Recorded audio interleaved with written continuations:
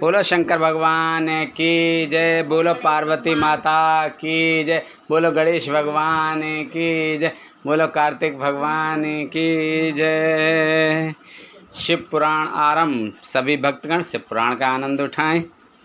नमामि शमीशां निर्वाण रूपम व्यभं व्यापकं व्याम्य वेदस्वरूपं निजं निर्गुणं निर्विकल्पं निरीहं चिदाकाशमाकाशवासं भजेऽहं निराकार ओंकार मूलं तुरीहं गिराज्ञानि गोतीतमीशं गिरीशं करालं महाकाल कालं कृपालं गुणागार संसार पारं नतोऽहं तुषाराद संकाश गौरं गभीरं मनोभूतिकोटि प्रभा श्री शरीरम् ईश्वरोल मूल कल्लोल नीचार गंगाल सद्वाल बालेन्द्र कंठे भुजंगा चलत कुंडलम शुभ्र नेत्रम विशालम प्रसन्नामनं नीलकंठं दयालं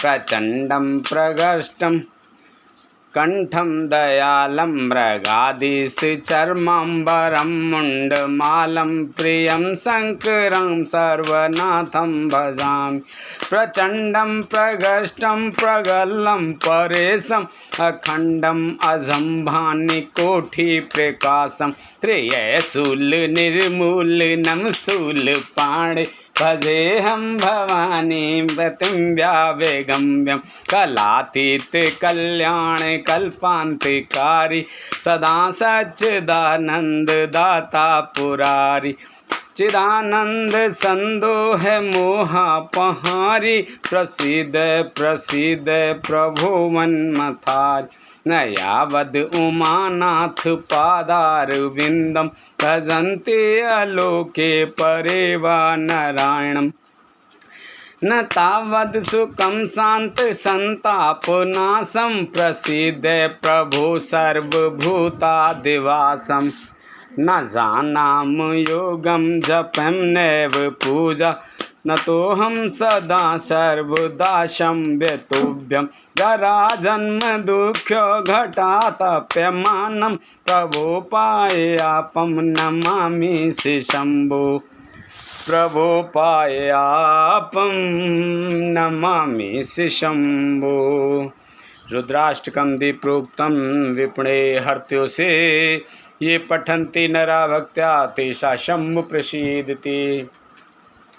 सुन विनती सर्वज्ञ शिव देख विप्र अनुराग नव मंदिर वाणी भई तो हे दुजवर वर मांग जो प्रसन्न प्रभु मोह पर नाथ दीन पर ने निज पर भक्ति देहो प्रभु पुंदु शरवर दे तब माया बस जीव जड़ संकट फिरहि बिलान तिन पर क्रोध न कीजिए कृपा सिंधु भगवान शंकर दीन दयाल अब मुँह पर हो कृपाल सात अनुग्रहों ते नाथ तोर ही काल सियापत रामचंद्र पत जय शरणम शंकर हरिओम जय जय सिया राम जय दीन दयाल विरद संभारी हरऊ नाथ मम संकट भारी।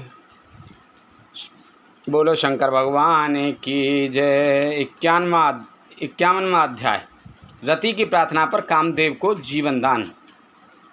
ब्रह्मा जी बोले, हे नारद जी, उस समय अनुकूल समय देखकर देवी रति भगवान शिव के निकट आकर बोली, हे दीन वत्सल भगवान शिव, आपको मैं प्रणाम करती हूँ। देवी पार्वती का पाणी ग्रहण करके आपने निश्चय ही लोकहित का कार्य किया है। देवी पार्वती को प्राण वल्लभा बनाने से आपके सौभाग्य में निश्चय ही वृद्धि हुई है। आपने तो पार्वती का वरण कर लिया है, परंतु भगवान मेरे पति कामदेव की क्या गलती थी। उन्होंने तो लोक कल्याण व सभी देवताओं की प्रार्थना मानकर आपके हृदय में पार्वती के प्रति आसक्ति पैदा करने हेतु हे काम बाणों को चलाया था। उनका यह कार्य तो इस संसार को तारकासुर नामक भयानक और दुष्ट असुर से मुक्ति दिलाने के लिए प्रेरित करना था। वे तो स्वार्थ से दूर थे, फिर क्यों उन्हें अपनी क्रोधाग्नि से भस्म कर दिया। हे देवादिदेव महादेव जी, हे करुणा निधान भक्तवत्सल, अपने मन में काम को जगाकर मेरे पति कामदेव को पुनर्जीवित कर मेरे वियोग के कष्ट को दूर करें।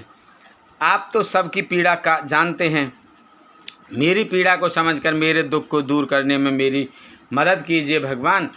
आज जब सबके हृदय में प्रसन्नता है तो मेरा मन क्यों दुखी हो?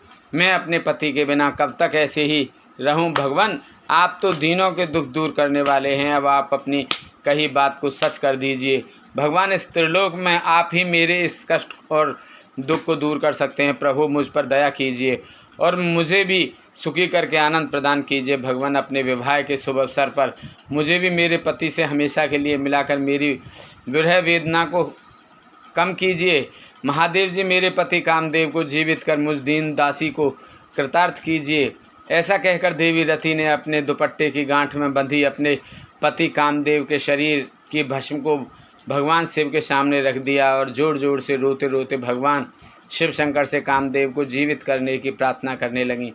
देवी रति को इस प्रकार रोते हुए देखकर वहां उपस्थित सरस्वती आदि देवियां भी रोने लगीं और सब भगवान शिव से कामदेव को जीवन दान देने की प्रार्थना करने लगीं। इस प्रकार देवी रति के बार बार प्रार्थना करने और स्तुति करने पर भगवान से प्रसन्न हो गए और उन्होंने रति के कष्टों को दूर करने का निश्चय कर लिया। शूलपाणी भगवान शिव की अमृतमयी दिव्य दृष्टि पड़ते ही उस भस्म में से सुंदर पहले जैसा वेश और रूप धारण किए कामदेव प्रकट हो गए। अपने प्रिय पति कामदेव को पहले की भांति सुंदर और स्वस्थ पाकर देवी रति के प्रसन्नता की कोई कमी न रही। वे कामदेव को देखकर बहुत प्रसन्न हुई और उन्होंने दोनों हाथ जोड़कर भगवान शिव को नमस्कार किया और उनकी स्तुति करने लगीं। दोनों पति पत्नी कामदेव और रति बार बार भगवान शिव के चरणों में गिरकर उनका धन्यवाद करके उनकी स्तुति करने लगे। उनकी इस प्रकार की गई स्तुति से प्रसन्न होकर भगवान शिव बोले, हे काम और रति, तुम्हारी इस स्तुति से मुझे बहुत प्रसन्नता हुई है। मैं बहुत प्रसन्न हूँ। तुम जो चाहो मनोवांछित वस्तु मांग सकते हो। भगवान शिव के ये वचन सुनकर कामदेव को बहुत प्रसन्नता हुई। उन्होंने दोनों हाथ जोड़कर और सिर झुकाकर कहा, हे भगवान, यदि आप मुझ पर प्रसन्न हैं तो पूर्व में मेरे द्वारा किए गए अपराध को क्षमा कर दीजिए और मुझे वरदान दीजिए कि आपके भक्तों से मेरा प्रेम हो और आपके चरणों में मेरी भक्ति हो। कामदेव के वचन सुनकर भगवान शंकर बहुत प्रसन्न हुए और बोले, तथास्तु है, जैसा तुम चाहते हो वैसा ही होगा। मैं तुम पर प्रसन्न हूँ। तुम अपने मन से भय निकाल दो। अब तुम भगवान श्री हरि विष्णु के पास जाओ। तत्पश्चात कामदेव ने भगवान शिव को नमस्कार किया और वहाँ से बाहर चले गए। उन्हें जीवित देखकर सभी देवता बहुत प्रसन्न हुए और बोले कि कामदेव, आप धन्य हैं, महादेव जी ने आपको जीवन दान दे दिया। तब कामदेव को आशीर्वाद देकर विष्णु पुनः अपने स्थान पर बैठ गए। उधर भगवान शिव ने अपने पास बैठी देवी पार्वती के साथ भोजन किया और अपने हाथों से उनका मुख मीठा किया। तत्पश्चात शैलराज की आज्ञा लेकर शिवजी पुनः जनवासी में चले गए। जनवासी में पहुंचकर शिवजी ने मुझे विष्णु जी और वहां उपस्थित सभी मुनिगणों को प्रणाम किया। तब सब देवता शिवजी की वंदना और अर्चना करने लगे। फिर मैंने विष्णु जी और इंद्राणी ने शिव स्तुति की। सब और भगवान शिव की जय जयकार होने लगी और मंगल में वेद ध्वनि बजने लगी। भगवान शिव की स्तुति करने के पश्चात उनसे विदा लेकर सभी देवता और ऋषि मुनि अपने अपने विश्राम स्थल की ओर चले गए। 52वां अध्याय, भगवान शिव का आवास गृह में शयन। ब्रह्मा जी बोले, नारद शैलराज हिमालय ने सभी बारातियों के भोजन की व्यवस्था करने हेतु सर्वप्रथम अपने घर के आंगन को साफ कराकर सुंदर ढंग से सजाया। तत्पश्चात गिरिराज हिमालय ने अपने पुत्रों मेनक आदि का जनवासे में भेजकर भोजन करने हेतु सभी देवी देवताओं, साधु संतों, ऋषि मुनियों, शिवगणों, देवगणों सहित विष्णु और भक्तवत्सल भगवान शिव को भोजन के लिए आमंत्रित किया। तब सभी देवताओं को साथ लेकर सदा से भोजन करने के लिए पधारे। हिमालय ने पधारे हुए सभी देवताओं एवं भगवान शिव का बहुत आदर सत्कार किया और उन्हें उत्तम आसनों पर बैठाया। अनेकों प्रकार के भोजन परोसे गए तथा गिरिराज ने सबसे भोजन ग्रहण करने की प्रार्थना की। सभी बारातियों ने तृप्ति के साथ भोजन किया तथा आचमन करके सब देवता विश्राम के लिए अपने अपने विश्राम स्थल पर चले गए। तब हिमालय प्रिया देवी की आज्ञा लेकर नगर की स्त्रियों ने भगवान शिव को सुंदर सुसज्जित वास भवन में रत्न जड़ित सिंहासन पर सादर बैठाया। वहाँ उस भवन में सैकड़ों रत्नों के दीपक जल रहे थे। उनकी अद्भुत जगमगाहट से पूरा भवन आलोकित हो रहा था। उस वास भवन को अनेकों प्रकार की सामग्रियों से सजाया और संवारा गया था। मोती मणियों एवं श्वेत चमरों से पूरे भवन को सजाया गया था। मुक्ता मणियों की सुंदर बंधनवारें द्वार की शोभा बढ़ा रही थीं। उस समय वह वास भवन अत्यंत दिव्य, मनोहर और मन को उमंग तरंग से आलोकित करने वाला लग रहा था। फर्श पर सुंदर बेल बूटे बने थे। भवन को सुगंधित करने हेतु सुवासित द्रव्यों का प्रयोग किया गया था, जिसमें चंदन और अगर का प्रयोग प्रमुख रूप से था। बस उस वास भवन में देवताओं के शिल्पी विश्वकर्मा द्वारा बनाए गए कृत्रिम वैकुंठ लोक, ब्रह्मलोक, इंद्रलोक तथा शिवलोक सभी के दर्शन एक साथ हो रहे थे। इन्हें देखकर भगवान शिव को बहुत प्रसन्नता हुई। वास भवन में बीचों बीच एक सुंदर रत्नों से जड़ा अद्भुत पलंग था। उस पर महादेव जी ने सोकर रात बिताई। दूसरी ओर हिमालय ने अपने बंधु बांधवों को भोजन कराने के उपरांत बचे हुए सारे कार्य पूर्ण किए। प्रातःकाल चारों ओर पुनः शिव विवाह का अनोखा उत्सव होने लगा। अनेकों प्रकार के सुरीले वाद्य यंत्र बजने लगे, मंगल ध्वनि होने लगी। सभी देवता अपने अपने वाहनों को तैयार करने लगे। सभी की तैयारियां पूर्ण हो जाने के पश्चात भगवान श्री हरि विष्णु ने धर्म को भगवान शिव के पास भेजा। तब धर्म सहर्ष भगवान शिव के पास वास भवन में गए। उस समय करुणानिधान भगवान शिव सोए हुए थे। यह देखकर योग शक्ति संपन्न धर्म ने भगवान शिव को प्रणाम करके उनकी स्तुति की और बोले, हे महेश्वर, हे महादेव, मैं भगवान श्री हरि विष्णु की आज्ञा से यहाँ आया हूँ। हे भगवान, उठिए और जन्मासी में पधारिए। वहाँ सभी देवता और ऋषि मुनि आपकी प्रतीक्षा कर रहे हैं। प्रभु, वहाँ पधार कर हम सबको कृतार्थ करिए। धर्म के वचन सुनकर सदाशिव बोले, हे धर्मदेव, आप जन्मासी में जाकर वापस जाइए। मैं अतिशीघ्र जन्मासी में आ रहा हूँ। भगवान शिव के ये वचन सुनकर धर्म ने भगवान शिव को प्रणाम किया और उनकी आज्ञा लेकर पुनः जन्मासी की ओर चले गए।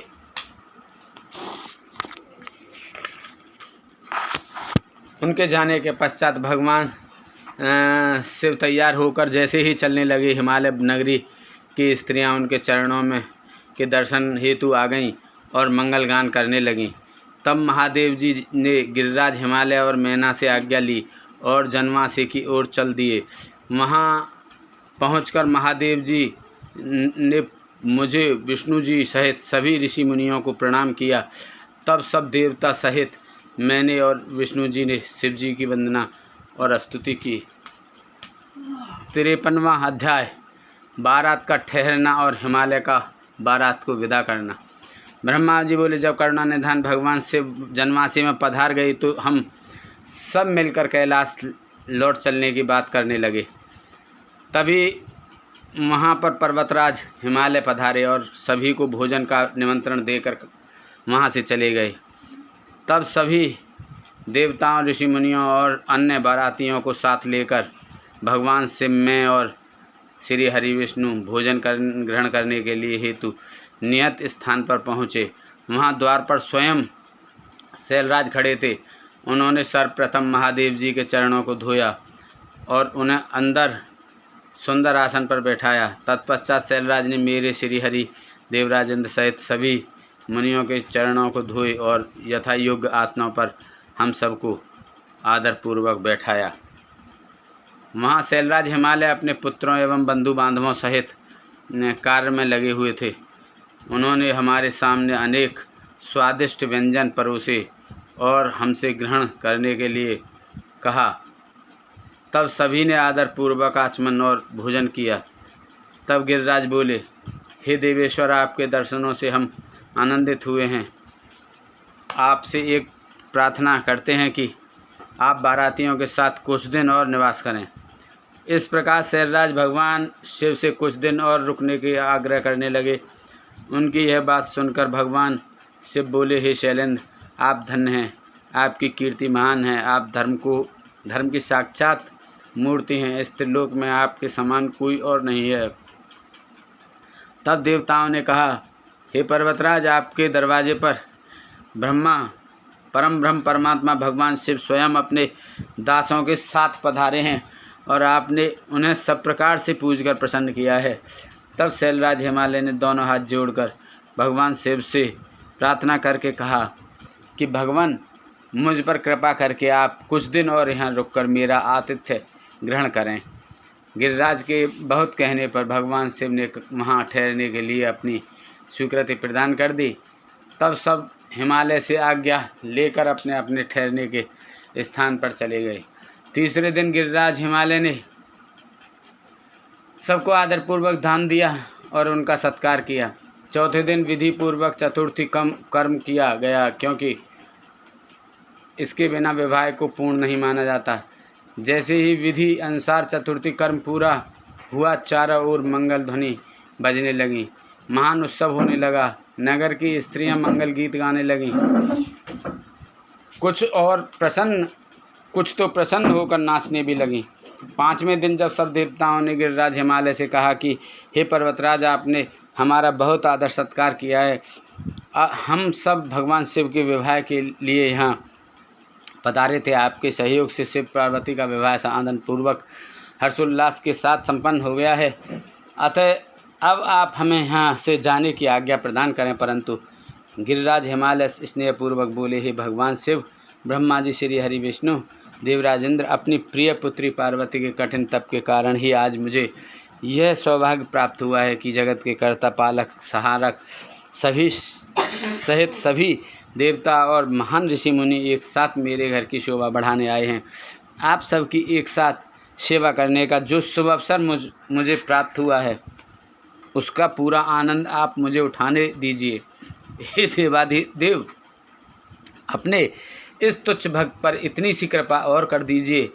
इस प्रकार पर्वतों के राजा हिमालय ने अनेक तरीके से देवताओं सहित शिव जी की बहुत अन्य विनय की और इस प्रकार उन्हें हठपूर्वक कुछ दिन और रोक लिया। हिमालय ने सबका बहुत सेवा सत्कार किया। उन्होंने सभी का विशेष ख्याल रखा। सभी की आवश्यकताओं का पूरा ध्यान रखा जाता था। शैलराज ने देवताओं के लिए हर संभव सुविधा उपलब्ध कराई। इस प्रकार खूब आदर सत्कार करके सबका मन जीत लिया। जब बहुत दिन बीत गए, तब देवताओं ने शैलराज हिमालय के पास सप्तऋषियों को भेजा ताकि वे देवी मैना और उनके पति पर्वतराज हिमालय को बारात विदा करने के लिए तैयार करें। तब वे सप्तऋषि प्रसन्न हृदय से शैलराज हिमालय के पास पहुँचे और उनके भाग्य की सराहना करने लगे कि आपके अहोभाग्य हैं जो स्वयं भगवान शिव आपके दामाद बने। पर्वतराज, आपने अपनी पुत्री पार्वती को शास्त्रों एवं वेदों के अनुसार भगवान शिव की पत्नी बनाकर उन्हें सौंप दिया है। कन्यादान तभी पूर्ण माना जाता है जब कन्या को बारात के साथ विदा कर दिया जाता है।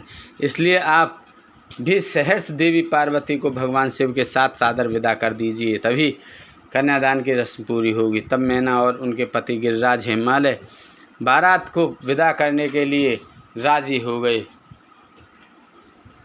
जब भगवान शिव और सभी देवता और ऋषि मुनि विदा लेकर कैलाश पर्वत की ओर चलने लगे, तब देवी मैना जोर जोर से रोने लगीं और बोली, हे कृपा निधान भगवान शिव, मेरी पुत्री पार्वती का ध्यान रखिएगा। मेरी पुत्री आपकी परम भक्त है। सोते जागते वह सिर्फ आपके चरणों का ही ध्यान करती है। आप सदा उसके हृदय में विराजमान रहते हैं। आपके गुणगान करते वह नहीं थकती और आपकी निंदा कतई सुन नहीं सकती। यदि मेरी बच्ची से जाने अनजाने में कोई अपराध हो जाए तो उसे क्षमा कर दीजिएगा। आप तो भक्तवत्सल हैं, करुणा निधान हैं। मेरी पुत्री पर अपनी कृपा दृष्टि बनाए रखिएगा। ऐसा कहकर मैना ने अपनी पुत्री भगवान शिव को सौंप दी। कितने आश्चर्य की बात है कि प्रत्येक माता पिता इस बात को जानते हैं कि बेटियां धान के पौधे की तरह होती हैं।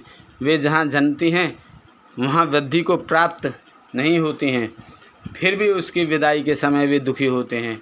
अनजाने ही अपनी आँखों से आंसुओं की झड़ी कैसे लग जाती है। अपनी प्रिय पुत्री पार्वती के वियोग को सोचते ही वे मूर्छित होकर ज़मीन पर गिर गईं। तब उनके मुंह पर जल की बूंदें डालकर उन्हें होश में लाया गया।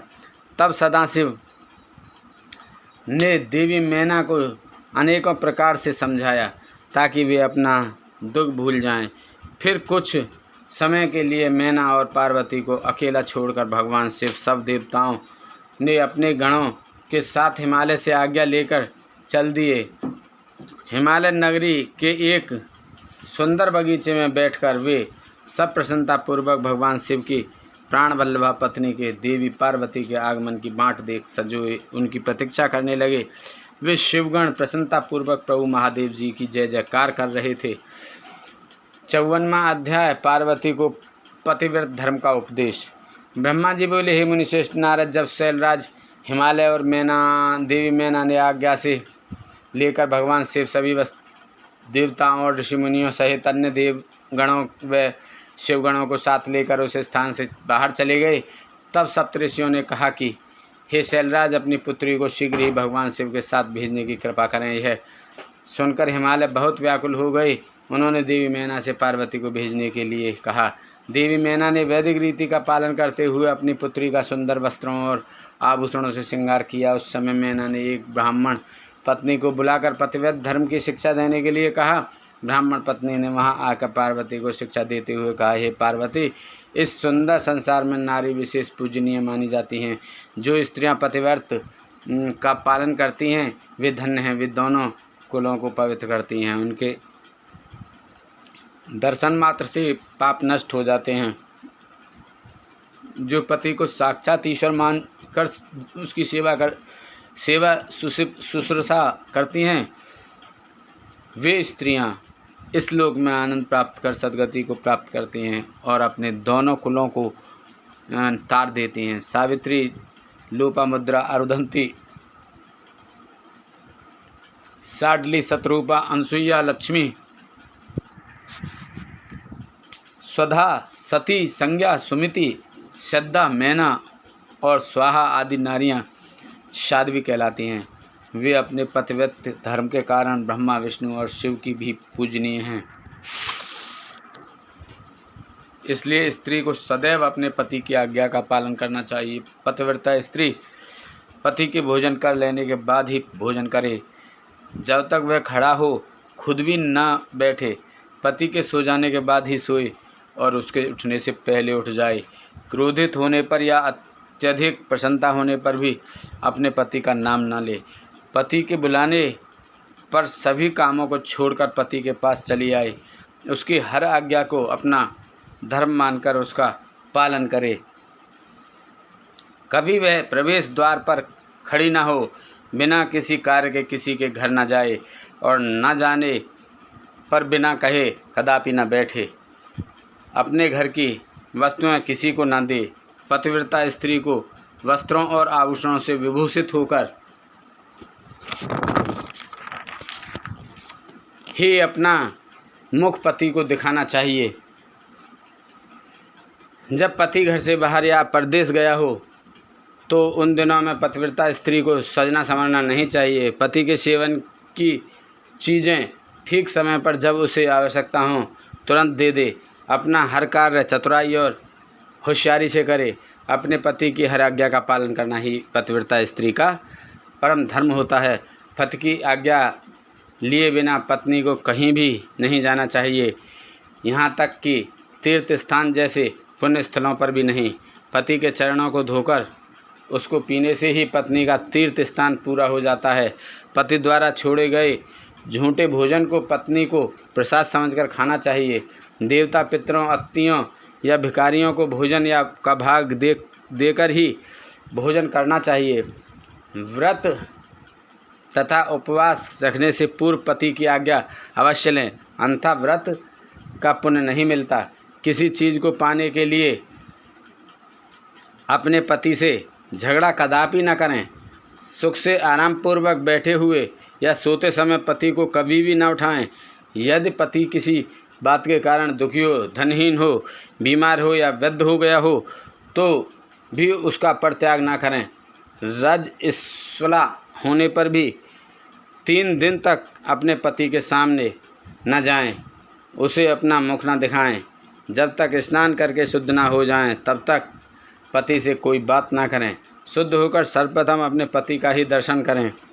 उत्तम पतिव्रत का पालन करने वाली स्त्री को सुहाग का प्रतीक मानी जाने वाली वस्तुओं जैसे सिंदूर, हल्दी, रोली, काजल, चूड़ियाँ, मंगलसूत्र, पायल, बिछुए, नाक की लौंग, कान के कुंडलों को सदैव धारण करना चाहिए। जो स्त्रियां सुहाग की निशानी माने जाने वाली इन वस्तुओं को हर वक्त धारण किए रहती हैं, उनके पति की आयु में वृद्धि होती है। पतिव्रता स्त्री को कभी भी छिनाल, कुल्टा आदि भाग्यहीन स्त्रियों के साथ नहीं रहना चाहिए, अर्थात उनसे मित्रता नहीं करनी चाहिए। पति से लड़ने वाली एवं उससे वैर भाव रखने वाली स्त्री को सहेली न बनाएं, कभी भी अकेली न रहें, वस्त्रहीन होकर स्नान न करें, सदा पति के कहे अनुसार चलें, पति की इच्छा होने पर ही रमण करें, उसकी हर इच्छा को ही अपनी इच्छा समझें, पति के हंसने पर हंसें और उसके दुखी होने पर दुखी हों। पतिव्रता स्त्री के लिए उसका पति ही उसका आराध्य होना चाहिए। ब्रह्मा, विष्णु और शिव से अधिक उसे अपने पति को महत्व देना चाहिए। अपने पति को शिव स्वरूप मानकर उसे पूजना चाहिए। पति के साथ लड़ने वाली स्त्री कुतिया या सियारन के रूप में जन्म लेती है। पति जिस स्थान पर बैठा हो उससे ऊंचे स्थान पर न बैठें, किसी की भी निंदा ना करें, सबसे मीठे वचन बोलें। पति स्त्री की जिंदगी में सबसे अधिक महत्वपूर्ण होता है, इसलिए उसका सदैव पूजन करें। नारी को अपने पति को ही देवता, गुरु, धर्म, तीर्थ एवं व्रत समझकर उसकी आराधना करनी चाहिए। पति से कभी दुर्वचन ना कहें। सास, ससुर, जेठ, जेठानी, गुरुओं सहित सभी बड़ों का आदर करें। उनके सामने कभी ऊंचा ना बोलें और ना ही हंसें। बाहर से पति के आने पर आदरपूर्वक उसके चरण धोएं। जो मूढ़ बुद्धि नारियां अपने पति को त्याग कर व्यभिचार करती हैं अथवा दुष्ट पुरुषों के सानिध्य में रहती हैं, वे उल्लू का जन्म लेती हैं। पति से हीन नारी सदा के लिए अपवित्र हो जाती है। तीर्थ स्नान करने पर भी वह अपवित्र रहती है। जिस घर में पतिव्रता नारी का वास होता है, उसके पति, पिता और माता तीनों के कुल तर जाते हैं। वे सीधे स्वर्गलोक की शोभा बढ़ाते हैं। इसके विपरीत जो स्त्रियां परपुरुषों की ओर आकर्षित होकर अपने मार्ग से भटक जाती हैं, वे अपने साथ साथ अपने कुल का भी नाश करती हैं। पतिव्रता नारी के स्पर्श होने मात्र से ही वहाँ की भूमि पावन और पापों का नाश करने वाली हो जाती है। सूर्य, चंद्रमा तथा वायुदेव भी पवित्रता हेतु नारी का स्पर्श करते हैं ताकि वे दूसरों को पवित्र कर सकें। पतिव्रता पत्नी ही गृहस्थ आश्रम की नींव है, सुखों का भंडार है। वही धर्म को पाने का एकमात्र रास्ता है तथा वही परिवार की वंश बेल को आगे बढ़ाने वाली है। भगवान विश्वनाथ में अटूट भक्ति भाव रखने वाले शिव भक्तों को ही पतिव्रता नारियों की प्राप्ति होती है। पत्नी से ही पति का अस्तित्व होता है। एक दूसरे के बिना दोनों का कोई अस्तित्व नहीं रह जाता। पत्नी के बिना पति देवयज्ञ, पितृयज्ञ और अतिथि यज्ञ आदि कोई भी यज्ञ अकेले संपन्न नहीं कर सकता। पतिव्रता नारियों को पवित्र पावनी गंगा के समान पवित्र माना जाता है। उसके दर्शनों से ही सब कुछ पवित्र हो जाता है। पति पत्नी का संबंध अटूट है। पति प्रणव है और पत्नी वेद की ऋचा। एक तप है तो एक क्षमा। पत्नी द्वारा किए अच्छे कर्मों का फल है पति। हे गिरिराज नंदिनी, शास्त्रों में पतिव्रता नारियों को 4 प्रकार का बताया गया है: उत्तमा, मध्यमा, निकृष्टा और अति निकृष्टा। ये पतिव्रता स्त्रियों के भेद हैं। जो स्त्रियां स्वप्न में भी सिर्फ अपने पति का ही स्मरण करती हैं, ऐसी स्त्रियां उत्तमा पतिव्रता कहलाती हैं।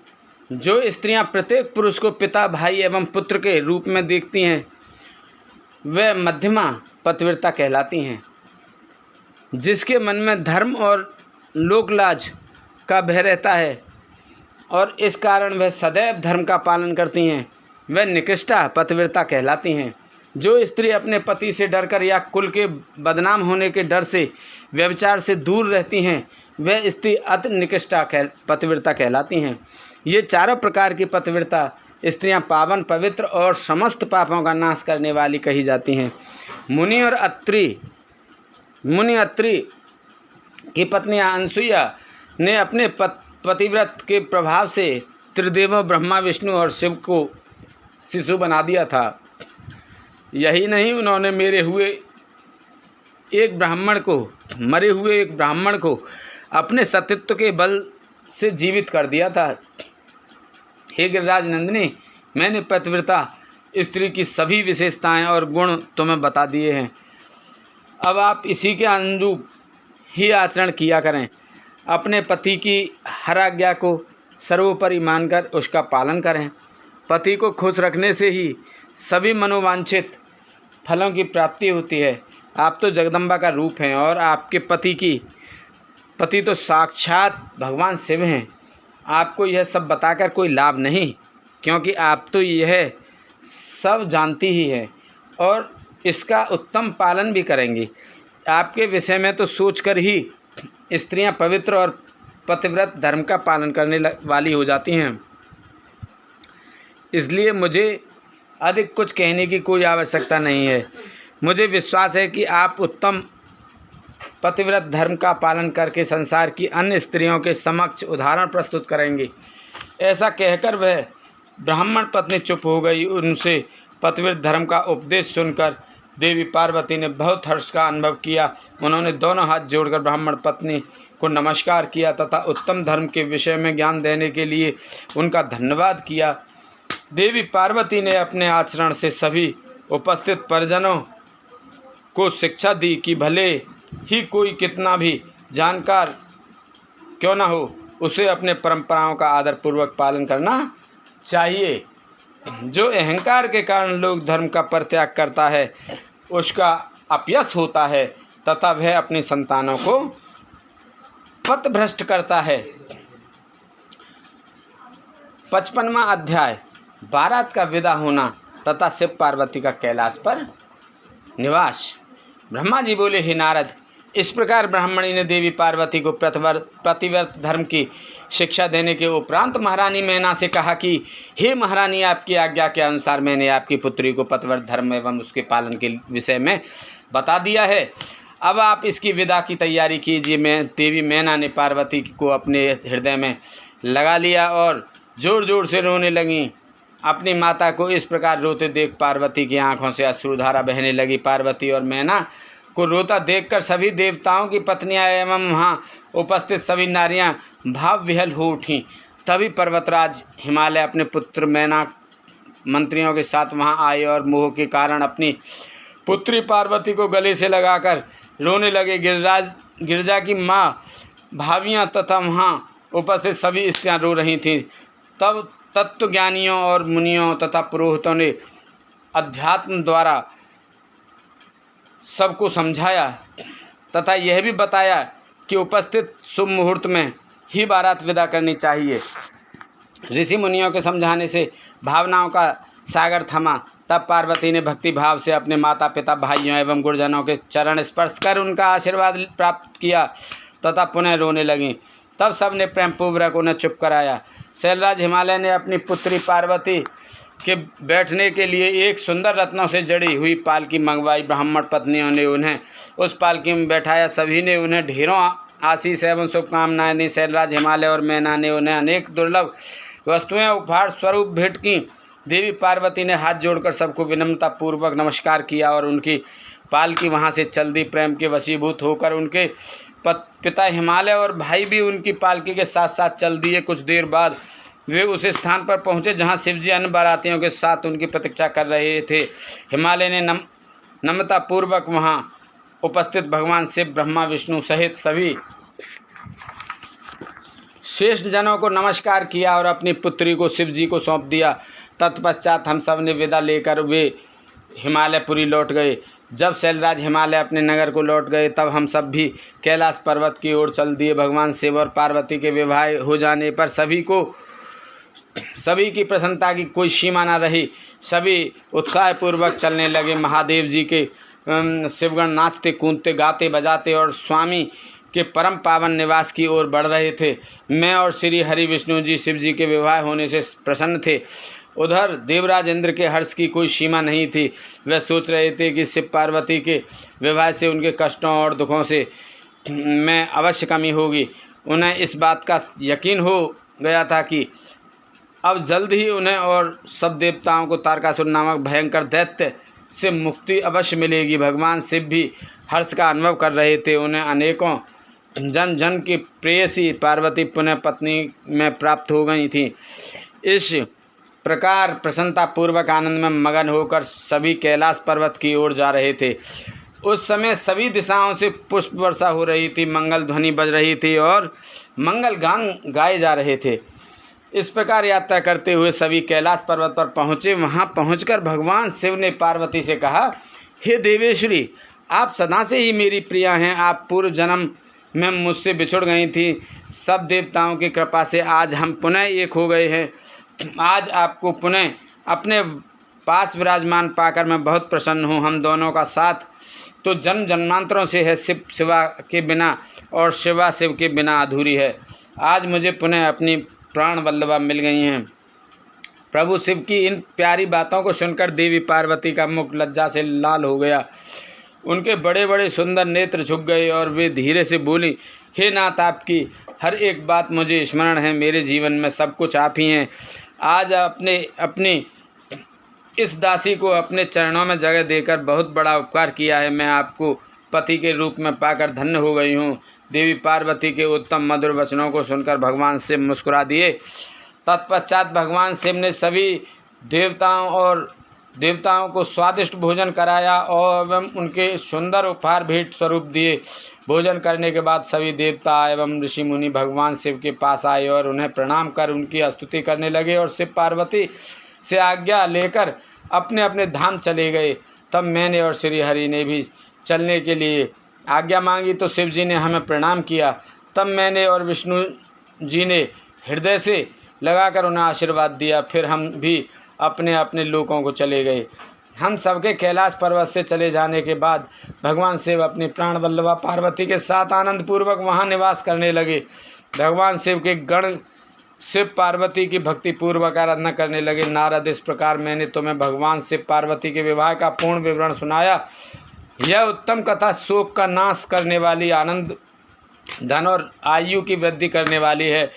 जो मनुष्य सच्चे मन से प्रतिदिन इस प्रसंग को पढ़ता अथवा सुनता है वह शिवलोक को प्राप्त कर लेता है।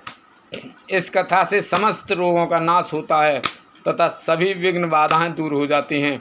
यह कथा यश, पुत्र आदि मनोवांछित वस्तु प्रदान करने वाली तथा मोक्ष प्रदान करने वाली है। सभी शुभ अवसरों और मंगल कार्यों के समय इस कथा का पठन अथवा श्रवण करने से समस्त कार्यों की सिद्धि होती है।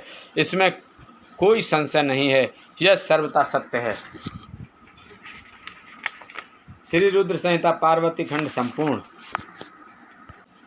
ओम जय शिव ओंकारा, स्वामी भज शिव ओंकारा। ब्रह्मा विष्णु सदा शिव, माँ विष्णु सदा शिव अर्धांगिनी धारा। ओम जय शिव ओंकारा। एकानन चतुरानन पंचानन राज, सब पंचानन राज। हंसानन गरुड़ासन, हंसानन गरुड़ासन आन साजय। ओम जय शिव ओंकारा। मन दो भुज चार चतुर्भुज, दस भुज अति सोहे। स्वामी दस भुज अति सोहे। तीनों रूप निरखता, तीनों रूप निरखता। प्रभुवन जन मोहे। ओम जय शिव ओंकारा। अक्ष माला वन माला रुंड माला धारी स्वामी रुंड माला धारी। चंदन मृग मद सोहे चंदन मृग मद सोहे भाले सतधारी। ओम जय शिव ओंकारा। श्वेतांबर पीतांबर बागंबर अंगे विभागंबर अंगे। हंसादिक सनकादिक हंकादिक ब्रह्मादिक भूतादिक संगे। ओम जय शिव ओंकारा। करके मादक मंडल चक्र त्रिशूल धारी स्वामी चक्र त्रिशूल धारी। सुख हारी सुखकारी दुख हारी सुखकारी। ओम जय शिव ओंकारा। ब्रह्मा विष्णु सदा शिव वेका स्वामी जानते अब वेका। प्रणवाक्षर में शोभित प्रणवाक्षर में शोभित ये तीनों एका। जय शिव ओंकारा।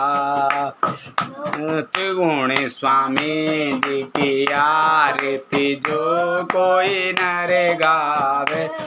हमें प्रेम साहित्य गावे।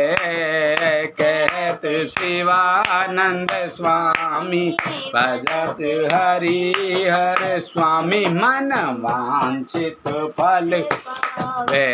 ओम जय शिव ओंकारा। शिव ओंकारा हमें भज शिव ओंकारा।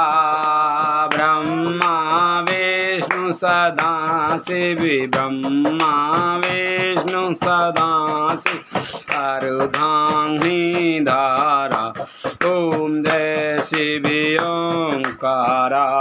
बोलो शंकर भगवान की जय। बोलो पार्वती माता की जय।